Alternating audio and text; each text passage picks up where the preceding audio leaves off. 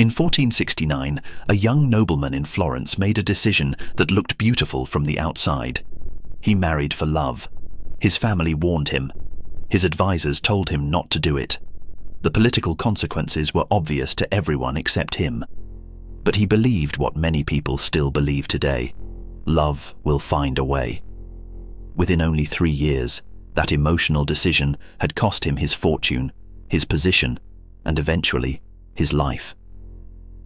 Niccolò Machiavelli studied cases like this again and again. Princes, merchants, nobles, and powerful families who made emotional decisions in the name of love, only to watch their wealth, power, and future collapse. And from these patterns, Machiavelli reached a conclusion that modern society finds deeply uncomfortable. Marrying only for love may be one of the most strategically dangerous decisions a person can make. This does not mean love is worthless. It does not mean marriage should be cold, cruel, or emotionless. It means love alone is a weak foundation for one of the biggest legal, financial, emotional, and social commitments of your life. Marriage is not just a romantic promise. Marriage is a contract, a financial partnership, a family alliance, a social decision, and in many cases, the decision that determines the direction of your entire future. Marrying only because you are in love is like buying a house because you love the color of the front door. You ignore the foundation. You ignore the neighborhood. You ignore the documents. You ignore the mortgage. You ignore the cracks in the walls. And for a while, everything looks beautiful. But when the storms come, the color of the front door will not save the house. That is what Machiavelli understood. He was not saying love should never exist in marriage. He was saying love should not be the main reason you choose a life partner.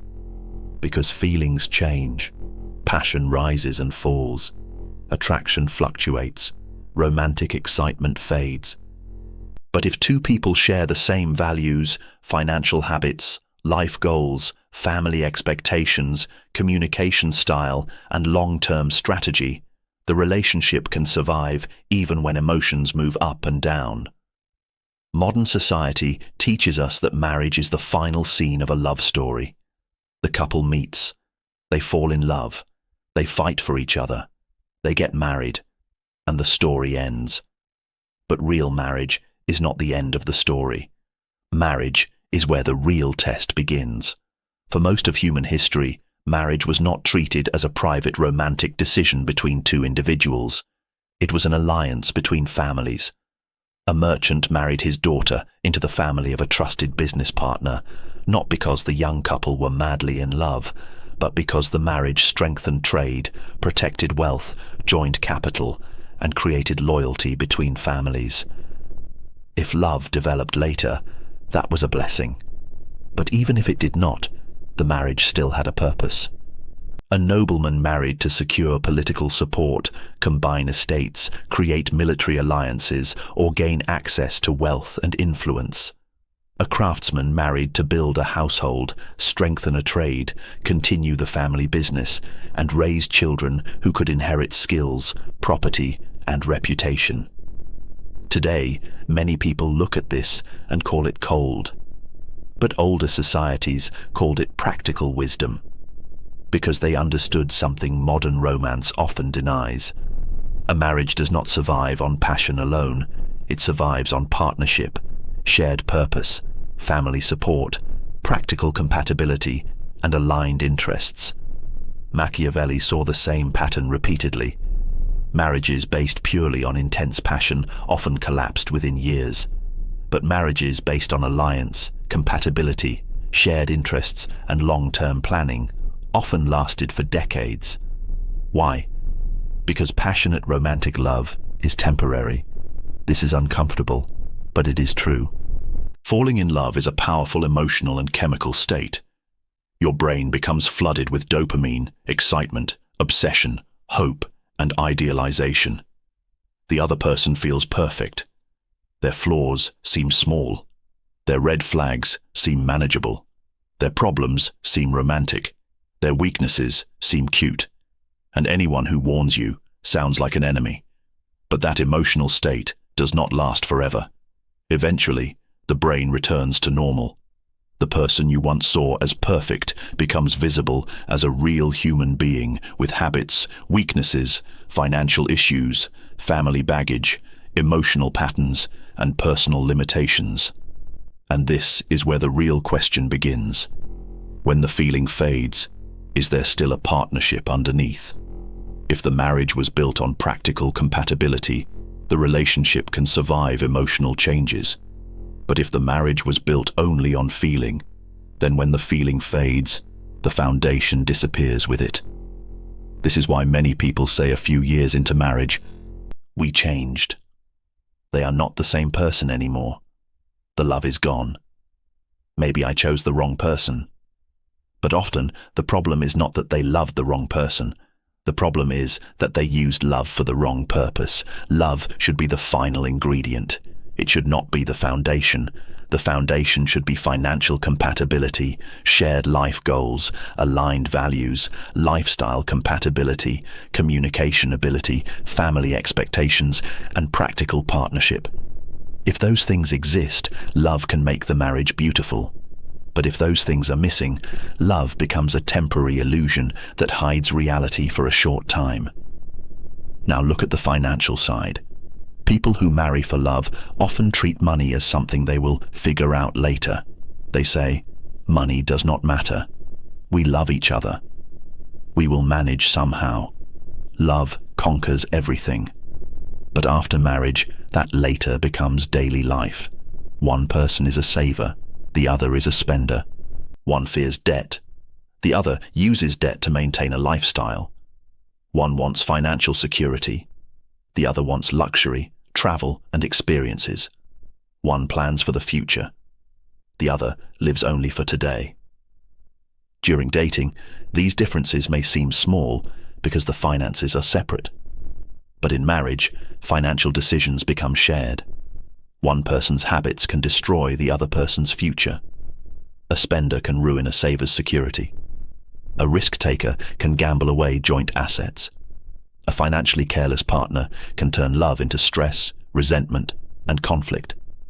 That is why strategic marriage requires serious financial conversations before commitment. How do you both handle money? What are your saving goals? How do you feel about debt?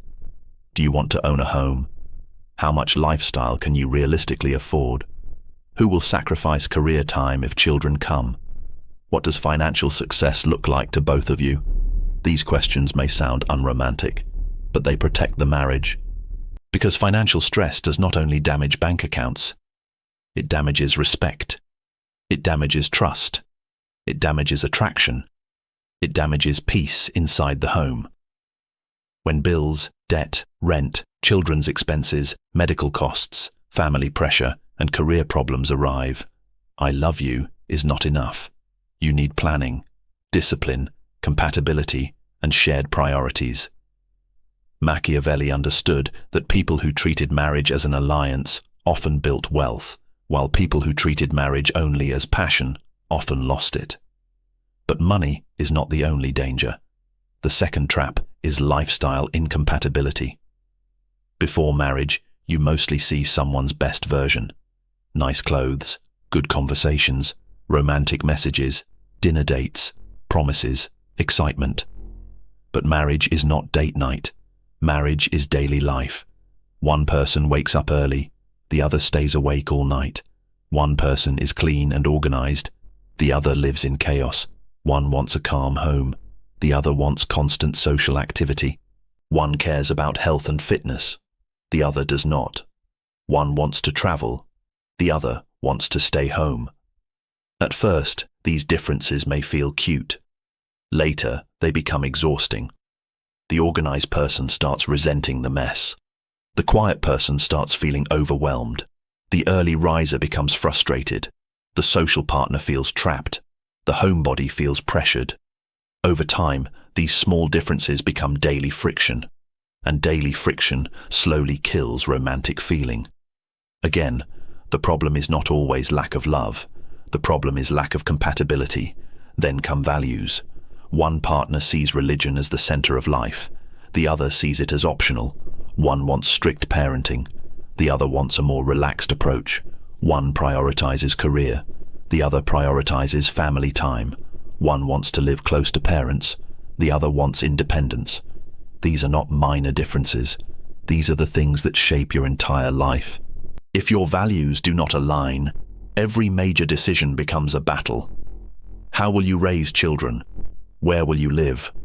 How much influence will family have? How will money be spent? What kind of life are you building? When every major choice becomes a fight, love becomes tired. This is why a modern strategic approach to marriage asks a different question. Not only, do I love this person? But also, can we build a life together? Are we financially compatible? Do our long-term goals align? Do our values support each other? Can we live together peacefully? Can we communicate during conflict? Do we want the same kind of future? Because in marriage, being lovers is not enough. You must be partners. Another practical issue many people avoid is the prenuptial agreement. Many people say, if there is trust, why do we need a prenup? That sounds like planning for divorce.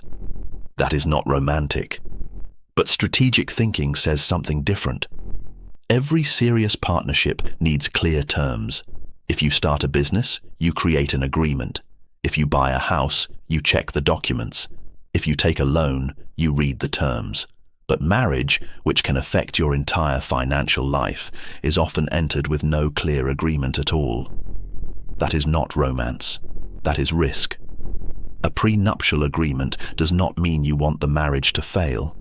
It means both people are mature enough to discuss money, assets, responsibility, and risk before emotions turn into legal consequences. Real trust is not avoiding difficult conversations. Real trust is being able to have difficult conversations respectfully.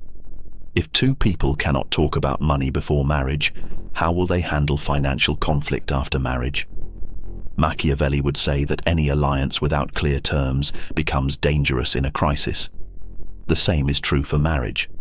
Now, this does not mean arranged marriages are always perfect, and it does not mean love marriages always fail. The point is simpler.